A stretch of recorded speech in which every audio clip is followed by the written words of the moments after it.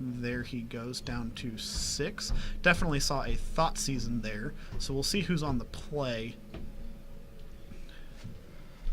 And so Brandon looked at a new 7 there, and it's simple ruling. Just have him shuffle that 7 back into his hand and draw a new 6. Does he go for Thoughtseize on turn 1? I would see why not. I don't see why not. I would say the only thing that he could possibly do, rather than go for the Thoughtseize on 1, would be maybe if he wanted to be cheeky, he could hold up for Stubborn Denial. Sure, but I think Thoughtseize is just the better card here. So it looks like we got a mainboard Grafdigger's Cage, a Pithing Needle, and an Inquisition. Gotta love that Lantern control deck. It runs the sideboard hate cards in the main board. That is interesting. So I think you just take Inquisition here. I don't think you care about either one of those artifact cards. Yeah. Main deck, Brandon does not run any of the Lingering Souls, and as far as I know, he doesn't run any Snapcaster Mages. So that Grafdigger's Cage is basically the only hate card that he does not care about at all. Also interesting, he cracks the Mishra's Bauble and looks at the top of Ben's deck. So he gets now perfect information here. He's now playing with perfect information. I guess the real question is, wondering what he's putting that Pithing Needle on. Now, I'm not 100% sure. I would venture to guess probably Liliana of the Veil. Liliana. He did cheekily mention to me that if he played a Pithing Needle, he would name Abandon All Hope, just for fun. I doubt he would do that in game 1 with no lock pieces on the board, but I'm going to go double check and see what that Pithing Needle is on.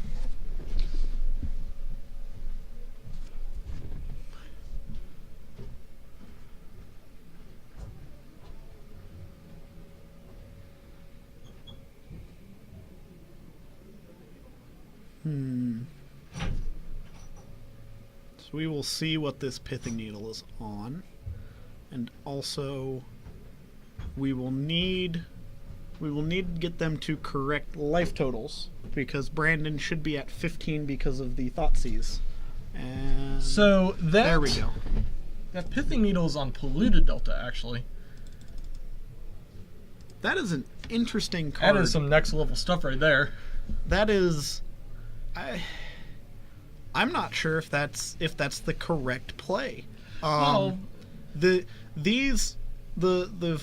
4 and 5 color Death Shadow decks play such a variety of different fetches.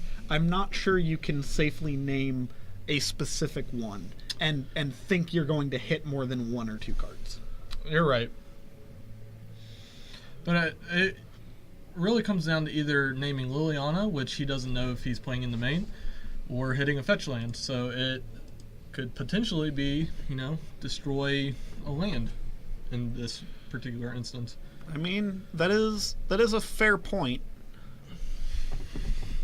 I'm interested to see what Benjamin gets going here, because Brandon is kind of off to the races. He already has a very good threat in that Tarmogoyf, and a decent enough threat in a 2/2 Death Shadow.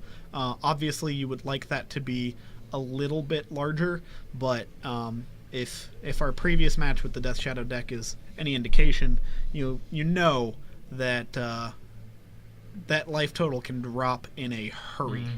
I imagine Benjamin's really hurting for an Ensnaring Bridge right now. Ensnaring Bridge is probably the most important lock piece out of this Lantern control deck. It basically makes it so that these creature decks can't really do what they want to do. They're not swinging when you have an Ensnaring Bridge out. But with no Ensnaring Bridge, that is some pretty bad beats coming in from Tarmogoyf and friend. Or I guess Death Shadow and friend. There's an Ensnaring Bridge, and that is going to be quickly Stubborn Denial. That is the fastest Stubborn Denial I have ever seen. And that is a Lantern of Insight. Now, I'm surprised he countered that first Lantern of Insight. I'm not particularly surprised. Countering that first lantern doesn't really matter as much, because all it really, at that point he couldn't play Ensnaring Bridge if he even had it in hand. So it's a pretty safe counter, and also just gives you an extra turn of denying them a lock piece. I think that's the important thing when thinking about countering that lantern. Is it just the longer you can deny them the lock, the better you are. Also, I'm interested that Brandon didn't play a land for turn, because if he had played a land, he had lethal. Well, he can't play. It looks like he just has 2 Polluted Deltas in hand. Oh, that is true. That is the awkward moment where the Pithing Needle actually did the nuts. Yeah. That is pretty funny. What are the odds of that? Maybe he knows something about this deck list that we don't. Maybe. Now, this is Pyrite Spellbomb. And that's a scoop. That is a concession from Lantern. Couldn't get any of the lock pieces going. Really just that double Stubborn Denial from Brandon's side. Having 2 of those cards for the 5-color Shadow deck just really brutalized the game plan of the Lantern control player. I'm interested to see maybe if for game 2 he takes more of a aggressive mulligan into lock pieces strategy, and tries to like power out an Ensnaring Bridge, or really just go for like the hard Lantern plus Codex Shredder plus Pixis of Pandemonium lock. Who knows? Maybe we're in for the world's shortest Lantern control match, and Ethan can go and be happy, and I can be salty that we didn't get to see Lantern control in all of its prisony glory. Now, sideboarding, what do you think each player brings in here? So I imagine for the 5-color Shadow deck, I would probably not bring in any of the white cards.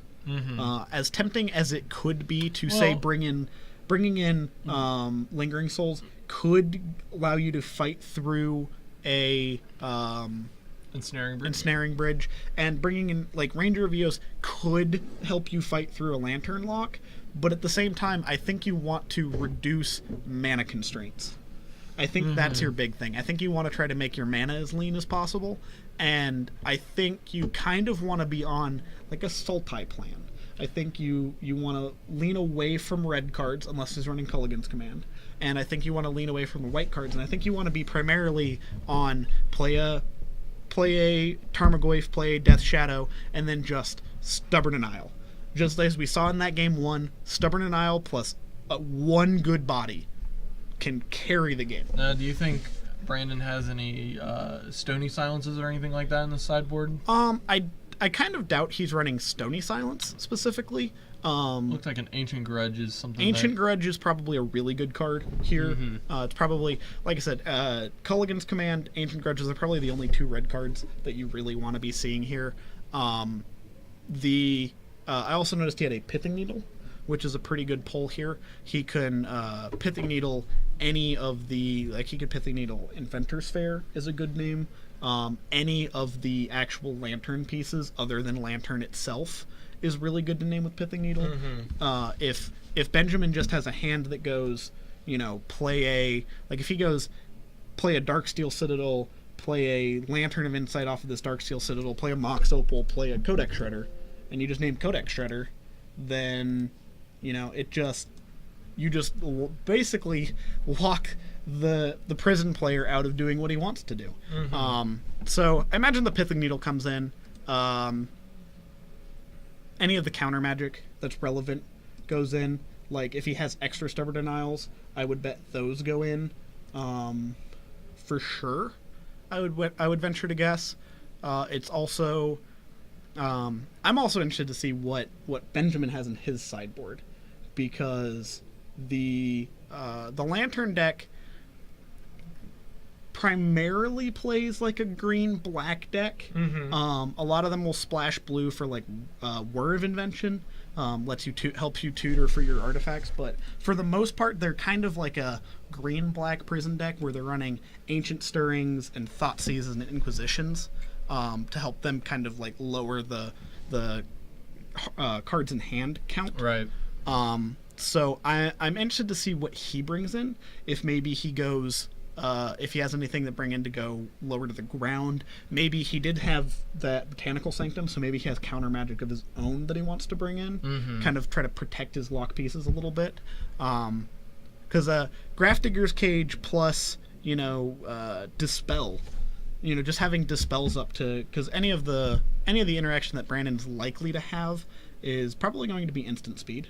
And having, like, if he gets a Grafdigger's Cage down and then counters an Ancient Grudge, that is a huge tempo swing for this matchup. I also imagine any Welding Jars he has come in for sure. Definitely. It's taking a while for them to sideboard here. I think Brandon is not entirely sure what he wants to bring in either.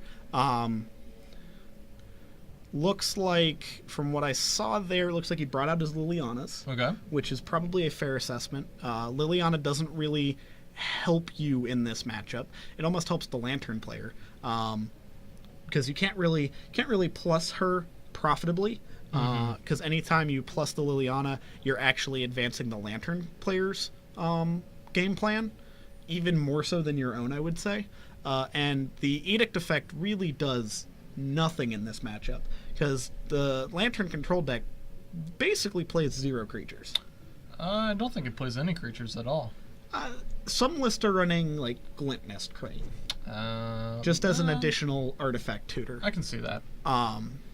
Obviously, I'm not 100% sure whether or not Benjamin is running Glint Nest Crane specifically, but Edict effect probably not what you want for this matchup as a general note. Right. Ooh, also, Padim, Council of Innovation. That is a card that the Lantern decks normally run. Giving your artifacts hexproof is very, very valuable. That is... Yeah, that seems like it would be pretty good. But again, we haven't seen any creatures out of Benjamin's list, so he may or may not be running them. I would venture to guess, though, if he does have Padim comes in here. Just Padim plus Welding Jar, try to kind of turbo out combo and protect it as best you can. Looks like in his hand, looks like I saw a couple Blackcleave Cliffs, a Spire of Industry. Ooh, and off to the races we go. That is a Lantern of Insight on 1. So this is where he wants to be. Interesting. Brandon did bring in the Lingering Souls. That's interesting. I don't know if I necessarily agree with that. Oh, there's a Welding Jar and a Mishra's Bauble. Are we playing and a Mox Affinity Oval right now? Woo! That is a tasty Lantern start. Just dump all hands onto the battlefield. Seems pretty good. Now, I'm not sure if I necessarily agree with bringing in Lingering Souls. I don't.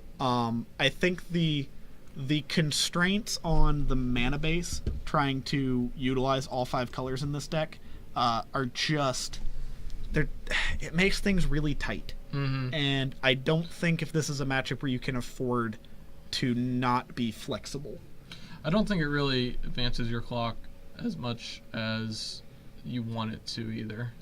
Yeah, I think you generally just want to be low to the ground for this matchup. You kind of want to... Your 2 main goals are either get in under the lock pieces, so you kind of apply enough pressure that them putting the lock on doesn't really mean as much, or just kind of working on a blow them out of the water, just try to like get all of the artifacts off the board plan. So he's going to see 0 lands, or zero takeable cards with the Inquisition. That is all lands and a Maelstrom Pulse.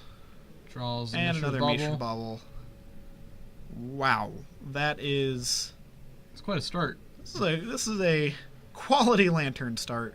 The only thing he's missing now is a Codex Shredder or a Pyxis of Pandemonium or any of the actual shred pieces. Another card that would be great for him would be, obviously, the Ensnaring Bridge. Right. But one thing that he has this game that he didn't have the previous game, which is really valuable, is that Mox Opal. Just being able to cheat on mana ever so much is super valuable here. That is a second Lantern that he just drew. And there's an Ancient Stirrings. I imagine he probably plays the Stirrings first. I believe so, yes. Because I think if he can pick up a... looks like an Ensnaring Bridge is the pickup. That is a pretty toy. If he can manage to get this Ensnaring Bridge down, he might have to wait a turn. He does know about the Stubborn Denial in Brandon's hand. Well, he can play this. Well, no, he can't. He can. He has Inspire of Industry. He had three lands. He just couldn't play it through Stubborn Denial. So he probably will wait for next turn and then hopefully sneak this through the Stubborn Denial. Little does he know, Brandon is sitting pretty with a Thoughtseize to more likely than not snag the Ensnaring Bridge. Taking that Ensnaring Bridge. I don't imagine there's any other target you want to be hitting in this deck.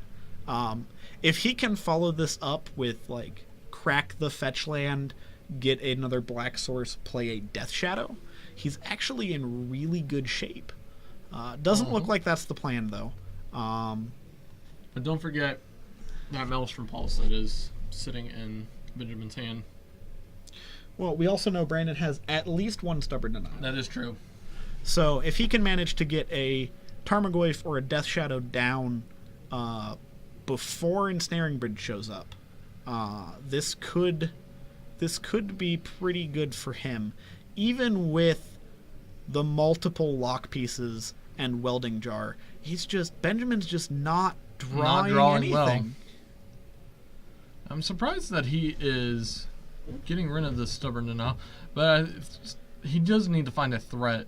It looks like he brought in a Pithing Needle there as he was looking through his deck. Pithing Needle here, if he manages to draw it, probably names Welding Jar, I would imagine. And then, if he happens to draw it, he can... Well... Ooh. Is that a... that is a Traverse the Ulvenwald, I believe. That can go find you Death Shadows. Does he have Delirium? I believe he does not actually have Delirium. Yeah, he does not currently. He does have that basic island, though, which is a very interesting very interesting land for him to have. He told me in between the rounds that one of the shops that he plays at has a lot of pesky Blood Moon players and just Blood Moon and Taxes players is what he's worried about. So playing the unusual island. There's a Pixis Pandemonium right there. That Pixis could be the final piece of the puzzle for Benjamin. I guess we'll find out.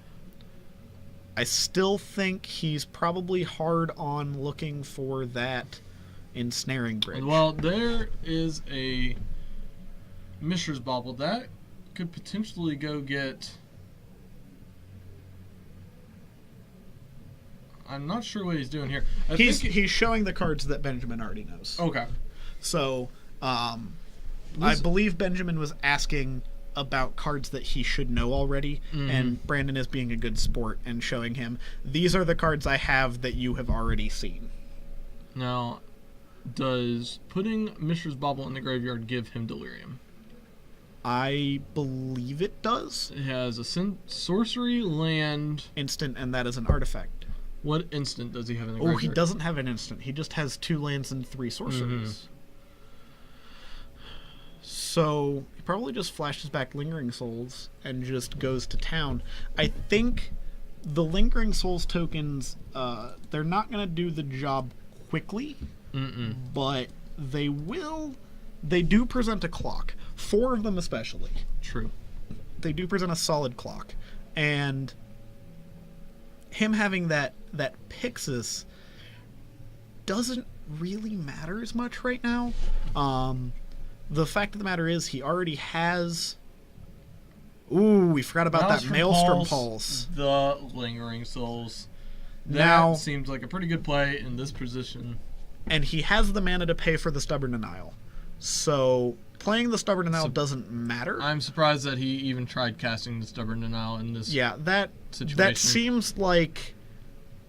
Oh, the only thing with casting the Stubborn Denial is that gives him Delirium. It does, and he has another Stubborn Denial on top, but that Stubborn Denial will not see the light of day. No, it will not. If he casts that Traverse the Illuminwald, I will be surprised if Benjamin does not snap off a Pixis activation. I imagine he does not want Brandon even possibly getting a Stubborn Denial. Okay. Ooh, does not care about the Stubborn Denial. That seems aggressive. I imagine Tarmogoyf is the play. Get that Goyfa going. And we'll see. Benjamin needs to find a Whirl of Invention or a ensnaring bridge. And he needs it now. Yes. This is getting very risky for him. That Tarmogoyf is a 4/5. At least a 4/5. And any creature or planeswalker that hits that graveyard is just going to make that clock that much faster.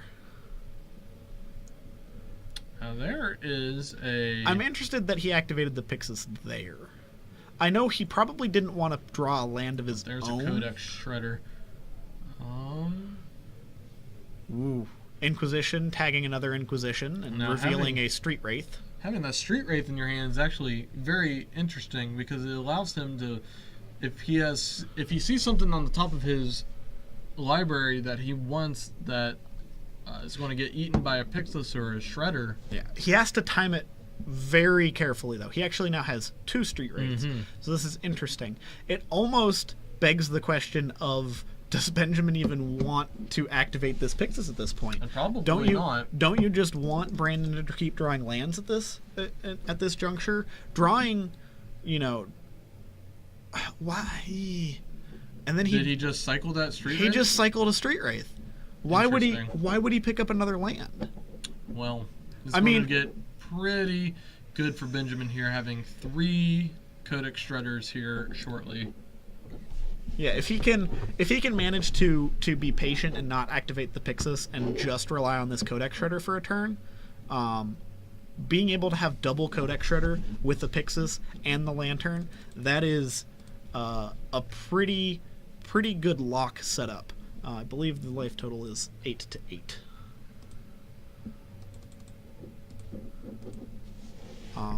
So we'll see. Well, there's another land for Brandon. That's, as unfortunate as it has been for Benjamin, the top of Brandon's library is being very cooperative with him, and it seems the top of Benjamin's library is not. I'm surprised that Benjamin's not hitting himself to try and find an ensnaring bridge or something like that with Codex Shredder. I imagine that will be the play this turn.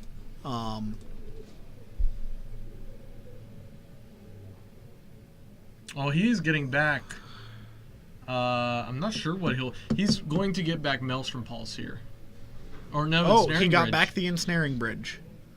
So he gets to untap, play the Ensnaring Bridge, with double Welding Jar.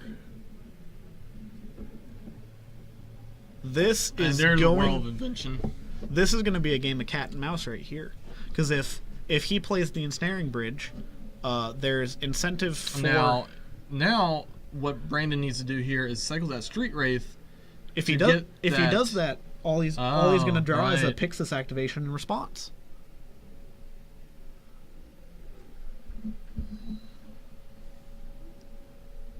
Ugh.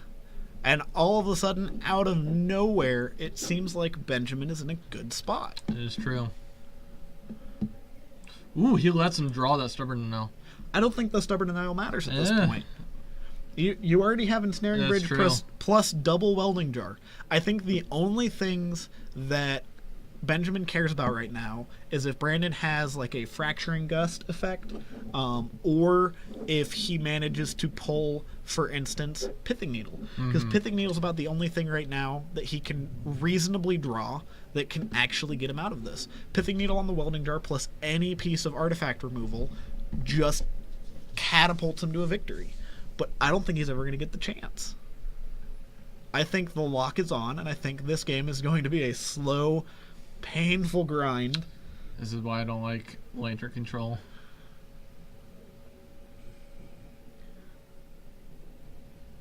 I'm always interested by these decks that can claw victory from the most dire of positions. And that's surgical and that's really what he's doing right now. He has just absolutely clawed his way to a position of strength here.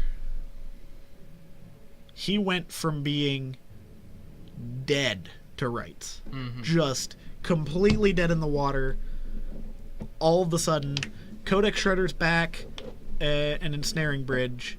It was actually really clever of him to not cast the second Codex Shredder, because it left him just enough mana to Codex Shredder at the Ensnaring Bridge back, and then on top of that, it also elicited the Inquisition of Kozilek out of Brandon. So it got him to Inquisition something that ultimately didn't matter. I'm going to let you take over for a little bit. I need to go take care of the drafters downstairs. Okay.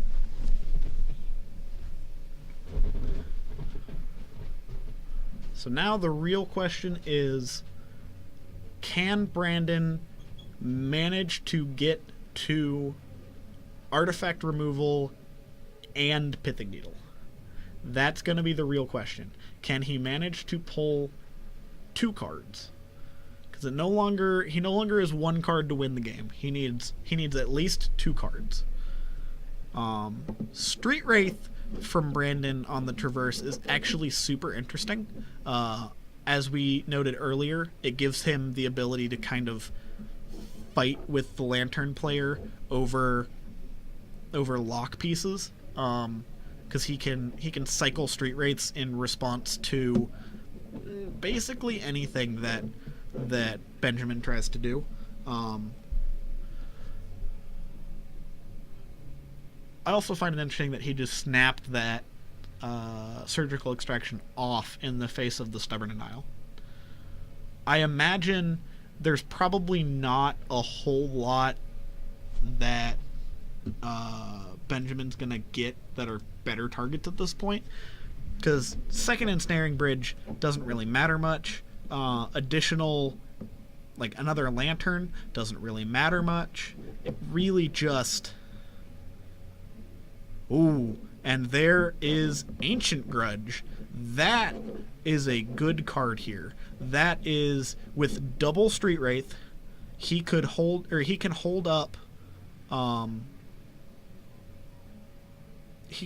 multiple ways to pull this Ancient Grudge off the top of his library.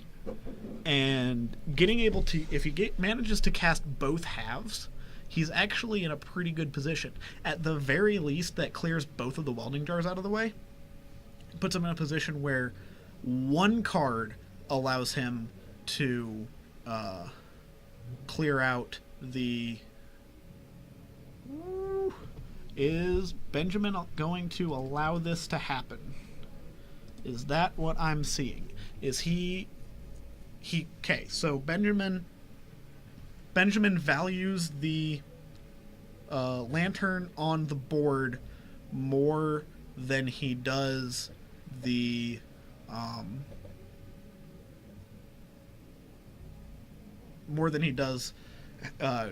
letting Brandon have the Ancient Grudge, which is interesting.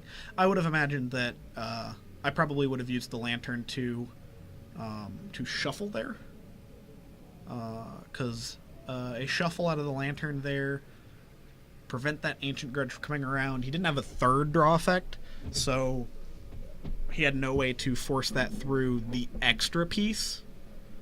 But this is interesting. It's also interesting that Brandon didn't... Oh, he doesn't have a red source, does he? He's not running many red sources. I believe a single Blood Crypt. So if he doesn't have a red source, and now that he's down to 3, he has to fetch, bring it in tapped, which is what we are seeing now. Down to 2. There's the Blood Crypt. Has to come in tapped. There it is. And I am back. You missed. Brandon managed to get an Ancient Grudge. Ooh. Well, at this point, I don't think it really matters because those welding jars just... The big thing is... and he nope, just scoops it up. he's done. He's done. That is the... I think my goose is cooked. So we will get on to game 3. I imagine sideboarding for this will be a little bit quicker. But we'll see if Brandon can manage to get one of the aggressive draws again. Because that aggressive draw from game 1 is really what he was trying to do, and he almost got there game 2. It was so close, just on the razor's edge.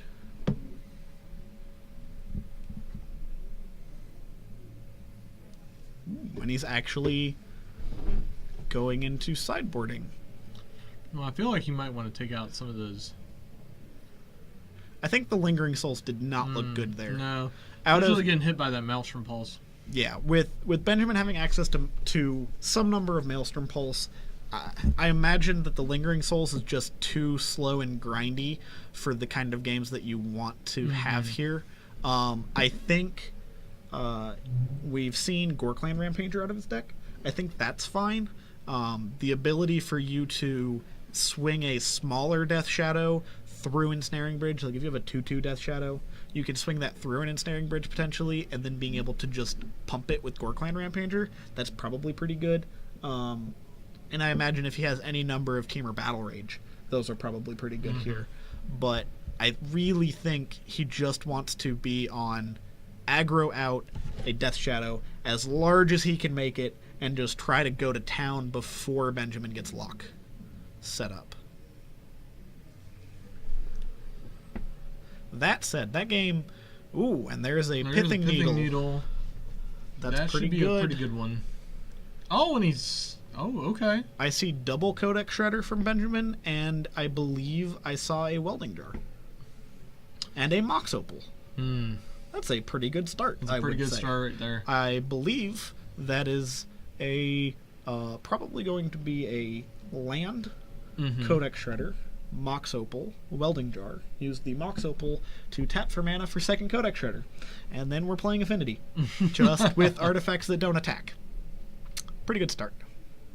I guess this is a keep. Brandon going to 6, probably one land hand. Must have been. I don't imagine you mulligan a hand that has your Pithing Needle otherwise. Because Pithing Needle... Oh, that's an Ensnaring Bridge. Based on last game, Pithing Needle seemed like the nuts. Yes, it did. Now, let's see, does he power out all the things? Powering out all of the things. Does he play the second Codex Shredder here? I think you play the second Codex Shredder. You probably do. Ooh. Stubborn Annihilating. Won't be able to now. Yeah, that was actually a timely Stubborn Annihil.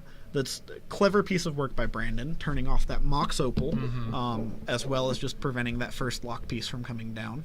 It's pretty smart play out of him. It'll be interesting to see if he has another Stubborn Annihil, because if he has another one, I imagine the second one is pretty good. There's a Tarmogoyf. Well, getting the beat started is also good. If he has a 0-mana artifact here, he will be able to... Okay. Never. No 0-mana artifact. Though, also no second land. Second land would have been great there. Well, I'm sure he'll find a land here, getting this Botanical Sanctum right here. Yeah. If he had had the second land before playing the Codex Shredder, that would have been great for him. Because being able to power out a turn 2 Ensnaring Bridge while having Welding Jar already up, that would have been a fantastic way to start the game, even if his hand wasn't quite as empty as he would have liked. Right.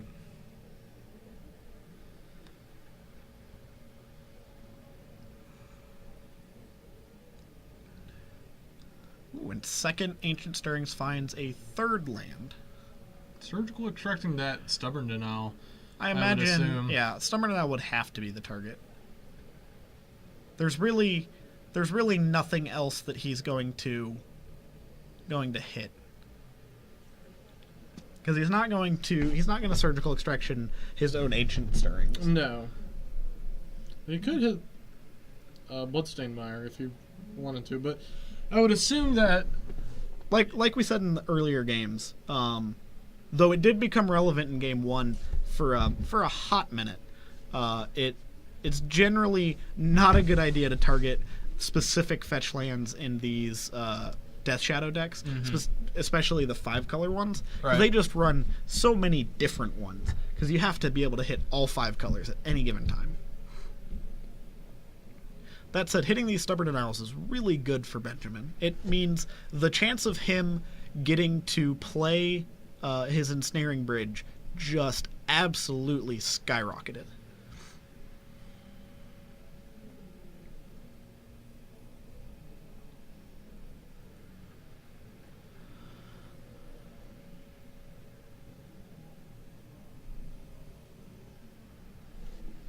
With Brandon only being able to swing for 4 this turn, this is beginning to look like it might be an actual Lantern control game where we actually see lock pieces do something before the player gets down to, single-digit life. Oh, that's a Pithing Needle right there.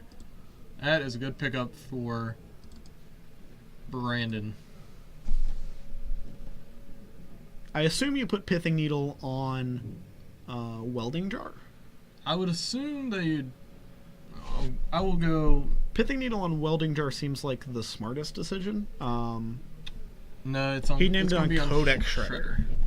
That is also fine. Being able to turn off... Now, okay. He named it... Okay, hold on. I got it. Okay, yeah, no, once... You don't actually get to name anything on Pithing Needle till after it resolves. So, he can't Codex Shredder in response. So we're going to get them to correct this. That Thoughtseize should not actually be in the graveyard. It should be what Brandon draws for the turn.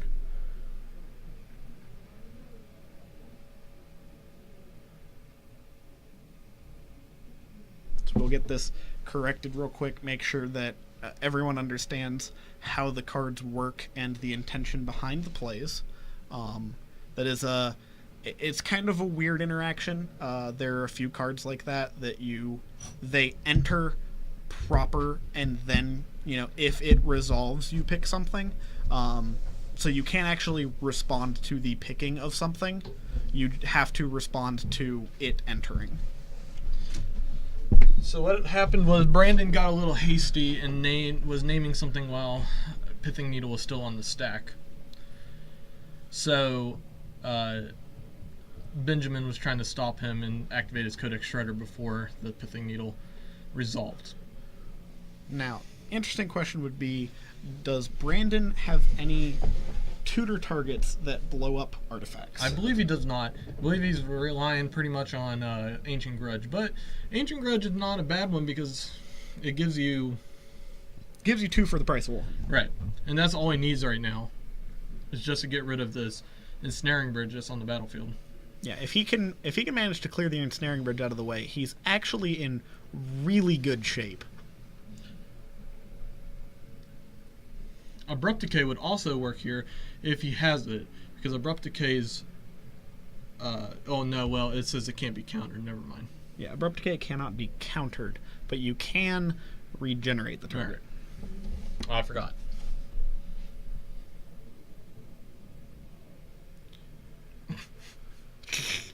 Was it interesting? Little bit of cheeky fun out of them. Looks like he did keep the Lingering Souls in, which is actually relevant because it looks like Benjamin still has some cards in hand. Specifically, 1 card in hand, which that makes the Lingering Souls super relevant. Though, the interesting thing about the mana in this deck, he is fetching off of a Bloodstained Mire, and I imagine he needs to get the one of Godless Shrine so that he can cast the Lingering Souls.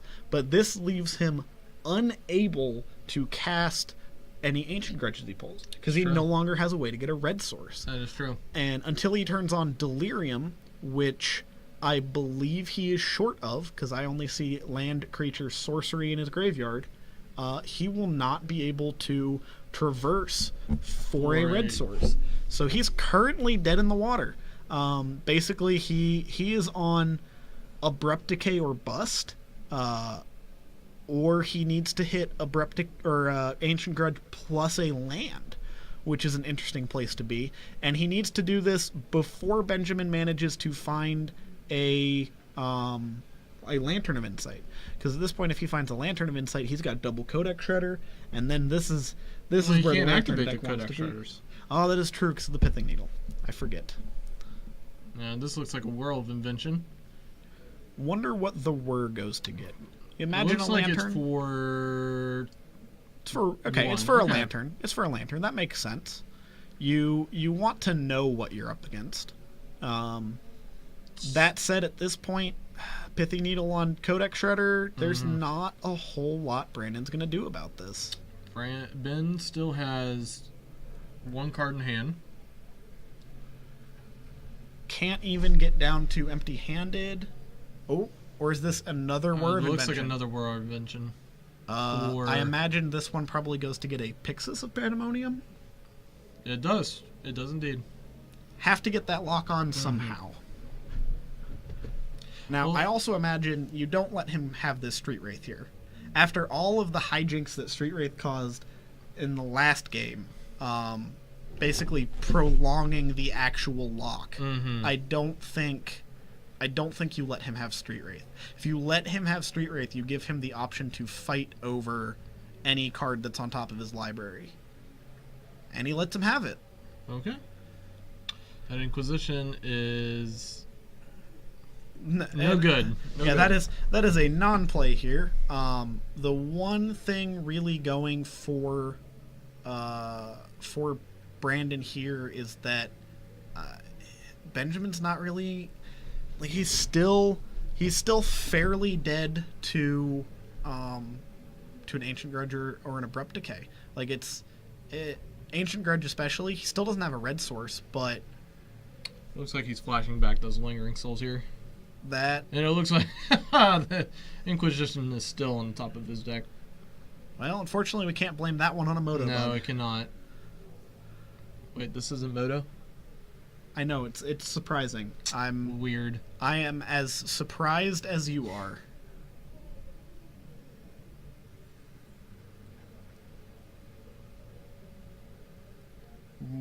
I'm confused as to why Benjamin made Brandon tap a third land. Oh, because he traversed for the basic swamp. Never mind. We are good. We have solved the mystery. Whew. Basic land for Brandon. That is not very good. If they just keep drawing lands back and forth, this is not going to go anywhere. That is an Abrupt Decay right there, which is scary for Brandon. Abrupt Decay on that Pithing Needle. On Pithing Needle probably locks this game away for Benjamin. That is all he needs. Second Welding Jar, that is just the icing on the cake. Yeah, it looks like Brandon might be dead here. This is where the game gets slow and painful, and Brandon no longer gets to play Magic. Yep. There's one Codex Shred. Now, I'm surprised he used the Codex Shredder. There's a Pixis. I'm not sure I agree with using the Pixis there. I think I would have stuck with double Codex Shredder. I think you want the second Welding Jar there, because in theory, especially since you just let him have a fetch land, in theory, Ancient Grudge is still good enough. It's kind of a weird place to be, but Ancient Grudge, if he plays that Verdant Catacombs, which he just did, Ancient Grudge is still good enough. Which is surprising to think. But now we get to do the ever so fun Milieu for one, Milieu for one, Milieu for one.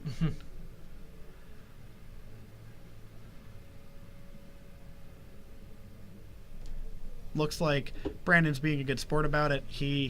I'm fairly certain everyone involved knows that they're dead, but since this is the final game of the final round for the night, they're just allowing it to happen, so we can see the joys of milling someone a single card at a time. Yay.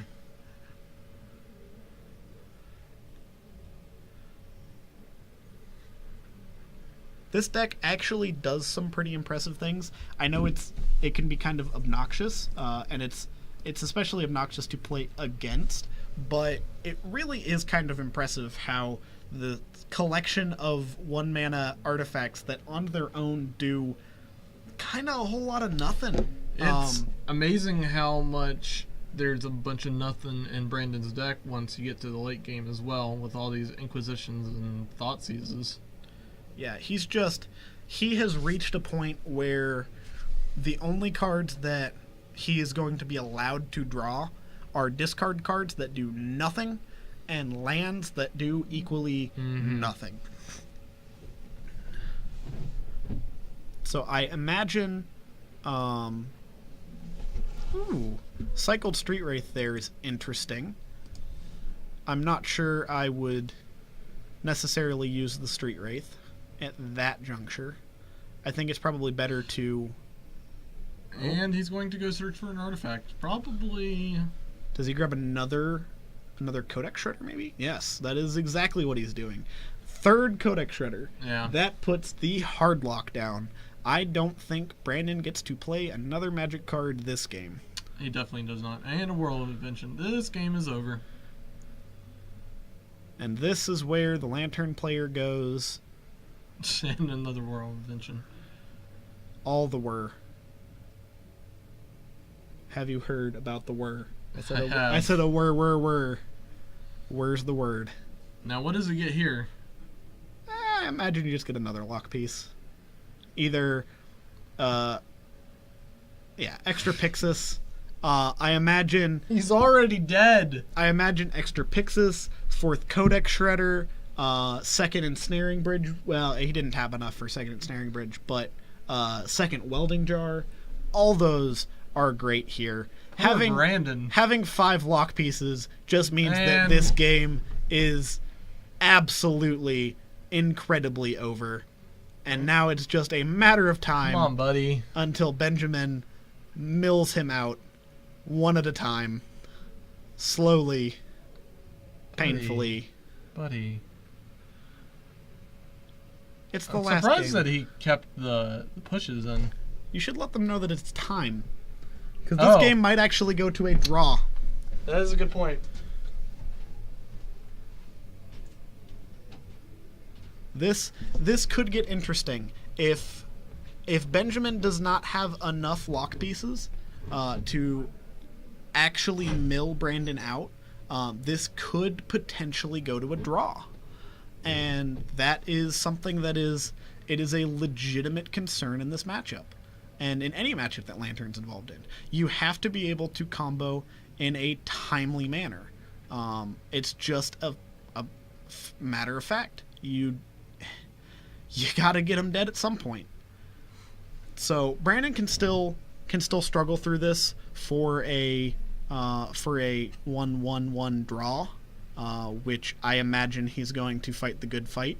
I think the game is probably well enough over. I'm not sure how many cards he has left in his library, but it can't be many. Looks to be somewhere between 10 and 15.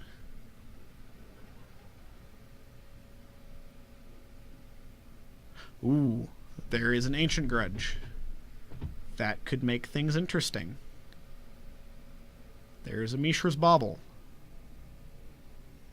How hard are we going to fight over getting this Ancient Grudge?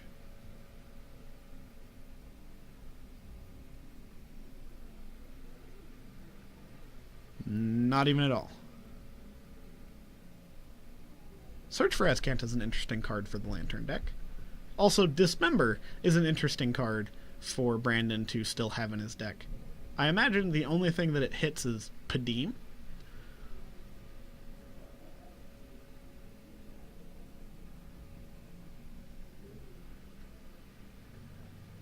looks like Benjamin has, if this is truly turn 3, turn 4 for Brandon. Benjamin might have just enough to actually win the game and thus the match. Does he have enough? Is he going to do it? I don't see any. There's nothing cheeky like a Noxious Revival in Brandon's deck. So he can't just randomly throw a card on top of his library. And I believe he is deterministically dead. Being able for Benjamin to Pixis the Ancient Grudge and not give Brandon a chance to actually even sniff at getting it for himself is enough to just lock the game out. The question is there a way that Benjamin can actually force him to draw?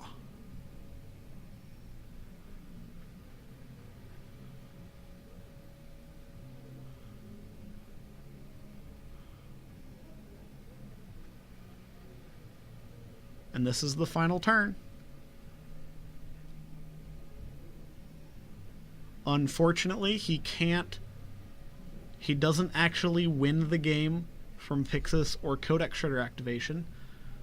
And if he passes the turn to Brandon, the game is just over, and it is a draw. So the question is, does Brandon give the win to Benjamin off of being deterministically dead, or do they take the draw? That is a real question. See if we can get Ethan to give us some clarity here.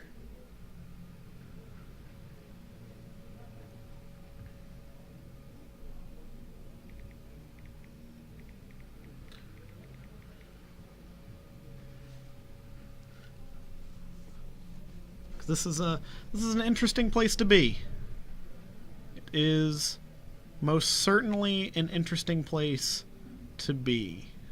Does Benjamin have some way to force Brandon to draw?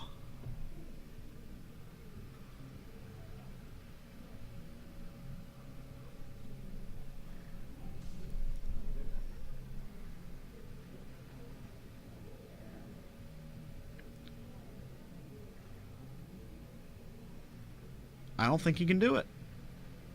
I think the game is going to end in a draw unless Brandon decides to be a good sport about it, because Benjamin actually has no way to legitimately win. Okay, well, I am going to get down there and see if we can get an actual final result real quick. Because I'm not sure if that is if that was Brandon conceding, or if that is them agreeing that it is a draw. So I'm not entirely sure. Sounds like Ethan is coming up, so we can see. Draw. It is a draw. So they did. Wasn't able to. They did go to a draw. He wasn't able to. There's no way for him to force Brandon to actually draw a card, which means that it is a draw, and that is the end. That is a draw. They are both